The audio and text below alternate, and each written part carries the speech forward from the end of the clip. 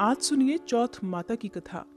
चौथ माता सभी बच्चों पर अपनी कृपा बनाए रखती हैं और उनकी रक्षा करती हैं। और विघ्नहर्ता भगवान गणेश बच्चों पर आने वाले हर संकट दूर करते हैं। इसलिए जो भी भक्त आज के दिन उपवास रखते हैं या किसी कारण से उपवास ना भी रख पाए, उन्हें शाम के समय इस कथा को अवश्य ही पढ़ना या सुनना चाहिए। पौराणिक कथा के अनुसार एक बार एक सेठ सेठानी थे। उनका एक बेटा और बहू भी थे। बहू सबको भोजन कराकर फिर स्वयं भोजन करती। उनकी एक पड़ोसन भी थी जो ऐसी थी कि रोज पूछती कि बहू आज क्या बनाया खाया, तो बहू कहती ठंडो बासी। एक दिन पति ने उसकी ये बात सुन ली तो पति सोचने लगा कि वो तो रोज ताजा और गर्म खाना खाती है, फिर ऐसा क्यों कहती है।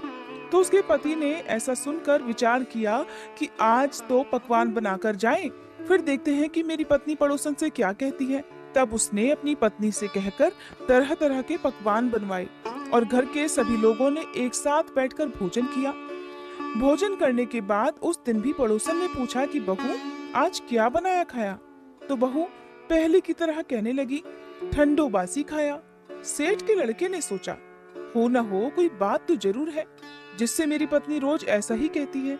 तो उसने एक दिन अपनी पत्नी से पूछा कि तुम रोज पड़ोसन को ठंडो बासी खाया ऐसा क्यों कहती हो, जबकि हम सब ने तो एक साथ बैठकर आज कई तरह के पकवान खाए।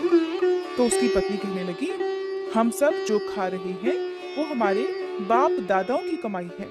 जिस दिन आप कमा कर लाओगे उस दिन मैं समझूंगी कि हम ताजा भोजन कर रहे हैं। अब एक दिन लड़के ने माँ से कहा कि माँ मैं एक बड़े शहर में कमाने के लिए जा रहा हूँ। माँ बोली बेटा हमारे पास तो इतना धन है कि खाए नहीं खाए जाएगा। तो माँ के मना करने पर भी बेटे ने खुद कमाने का दृढ़ निश्चय कर लिया। जाते समय अपनी पत्नी से कहने लगा मैं जब तक कमाकर बहुत सारा धन लेकर ना लौट कर आ जाऊं तो तब तक चूल्हे की आग बुझने मत देना। एक दिन चूल्हे की आग बुझ गई तो वह मन ही मन घबराने लगी कि कहीं मेरे पति पर तो कोई संकट नहीं आन पड़ा। जल्दी से पड़ोस में से आग लाकर चूल्हे में रख दूं। ऐसा मन में सोचकर वह पड़ोस में गई। वहां पड़ोसन चौथ माता का व्रत पूजन कर रही थी। पड़ोसन ने कहा थोड़ी देर में आकर आग ले जाना। बहू ने पड़ोसन से पूछा आप चौथ का ये व्रत क्यों करती हो, इससे क्या फल मिलता है। पड़ोसन कहने लगी चौथ माता के इस व्रत को करने से अन्न धन और लक्ष्मी मिलती है, अपनी मनोकामना भी पूरी हो जाती है, पति पर और बच्चों पर आया संकट भी दूर हो जाता है। पड़ोसन से व्रत की सारी विधि पूछकर कथा के बारे में जानकर अब बहू ने भी अगली बार से चौथ माता का व्रत रखना शुरू कर दिया। दीवार पर चौथ माता बनाई। उस दिन घी गुड़ का चूरमा बनाकर रात को चंद्रमा को अर्घ देकर भोजन किया। ऐसा करते करते बहू को बहुत दिन बीत गए। वो हर दिन अपने पति को याद किया करती। एक दिन चौथ माता ने बहू के पति को सपने में आकर कहा कि साहूकार का बेटा तू जागे कि सोवे, तेरी पत्नी घर में तुझे बहुत याद कर रही है। घर जाकर उसकी चिंता दूर कर। तू दुकान खोलकर कंकु केशर का पगलिया बनाकर बैठ जाना। आज तेरा हिसाब किताब चुकता हो जाएगा। अब तो चौथ माता ने जैसा कहा वैसा ही हुआ। उसने जल्दी जल्दी घर जाने की तैयारी शुरू कर दी और गाड़ी भरकर धन दौलत लेकर साथ चल दिया। रास्ते में एक बड़ा सा काला नाग फन फैलाए हुए बैठ गया और कहने लगा आज तो मैं तुझे डसूंगा, छोड़ूंगा नहीं, आज तेरी उम्र पूरी हो गई है।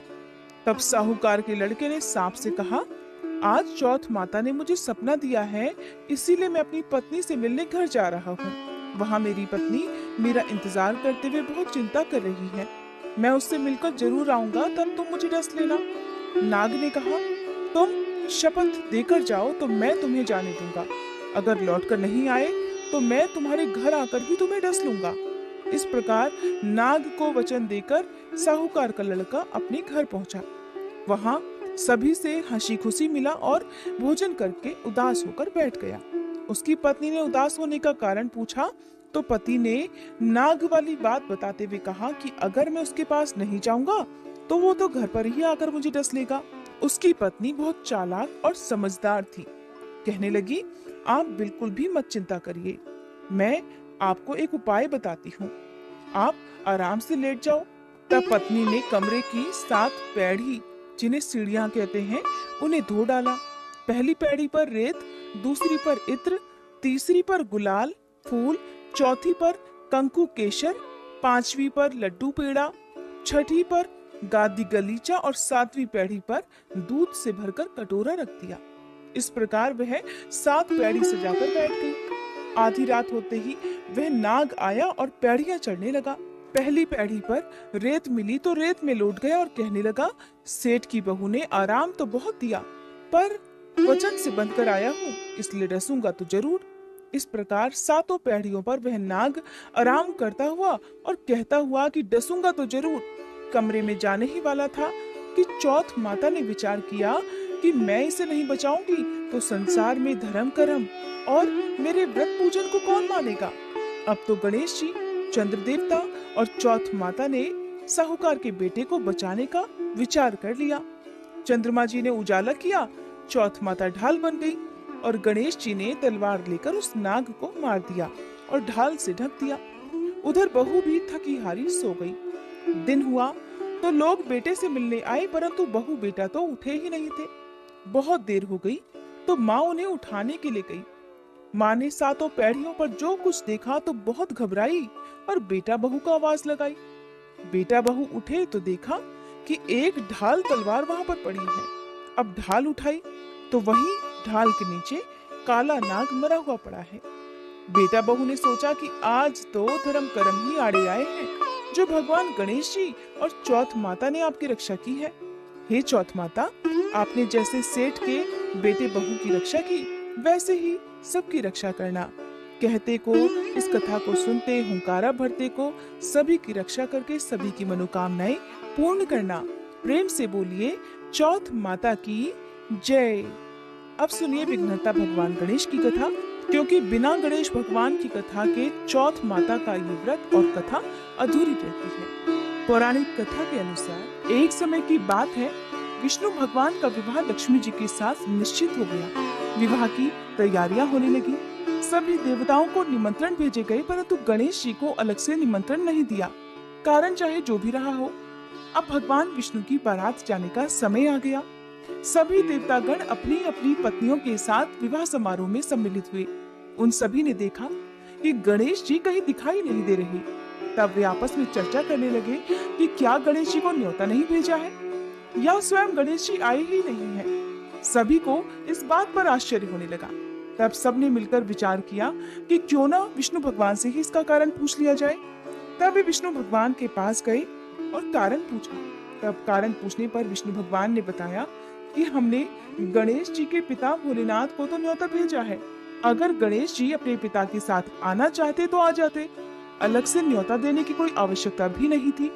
दूसरी बात यह है कि उन्हें खाने में 1.25 मन मूंग, 1.25 मन चावल, 1.25 मन घी, 1.25 मन लड्डू का भोग दिन भर चाहिए। यदि गणेश जी नहीं आएंगे तो कोई बात नहीं, और वैसे भी दूसरे के घर जाकर इतना ढेर सारा खाना पीना अच्छा भी तो नहीं लगता। वे सभी अभी बातें कर ही रहे थे कि किसी एक ने उन्हें सुझाव दिया कि अगर गणेश जी आ भी जाएं तो उन्हें द्वारपाल बनाकर बैठा दिया जाएगा और कह देंगे कि आप घर की देखभाल करना, क्योंकि आप तो चूहे पर बैठकर धीरे धीरे चलोगे तो बारात से बहुत पीछे रह जाओगे। सबको ये सुझाव पसंद आ गया। तब विष्णु भगवान ने भी अपनी सहमति दे दी।